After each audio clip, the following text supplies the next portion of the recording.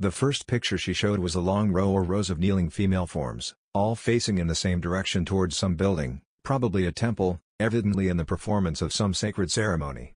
Their bowed heads denoted reverence, adoration or supplication, but, on being asked if this symbolical picture had intelligent meaning for me, it at once disappeared, on my replying in the negative. Although this picture may appear to the ordinary mind as irrelevant, it has, nevertheless, a deep meaning. It has already been shown how the spirit visitants prefer, at times, to prefigure their meaning by what men might term unnecessary mysticism, yet it is evident that this method of divination may prove more convincing than the more direct methods better understood by men. The manner in which the Lalla preferred to give back to my memory his forgotten name is a case in point.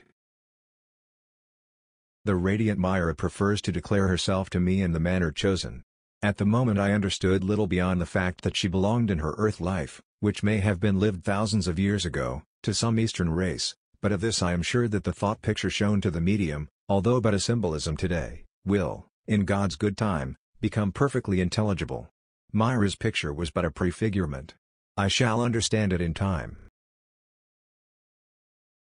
The next picture was that of a fair landscape over which the sun shone with warmth and brilliancy. The earth was beautiful with nature's bountifulness in tree and plant and flower, while the fields were teeming with the richness of the kindly fruits of the earth. Suddenly over the scene descended a dark, lowering cloud which enveloped the landscape as with a mantle of the deepest gloom. When this pall of blackness partly lifted, it was seen that the fairness of the scene was disfigured by some destructive influence, and the fields were stricken as with a deadly blight. The scene suddenly changed to a quick-flowing river, on the turbid waters of which was seen a swimmer battling with the flood. Further down the swift rolling tide was a bank of dangerous rock, towards which the swimmer was being carried with great rapidity, and it seemed as though he would surely be dashed against its rugged sides, but, strangely enough, when destruction seemed imminent, he was miraculously carried past the danger, either by some supreme effort of his own, or through some influence beyond his own control.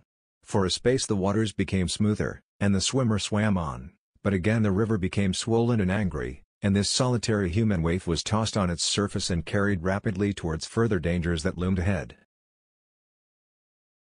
Straight in the swimmer's course stood out bold jagged rocks against which it seemed inevitable he must be hurled, and, as he approached the perilous point, he was conscious of his danger and struggled hard with the boiling tide to avoid being carried to certain death, and again he won through and was carried into the peaceful waters beyond.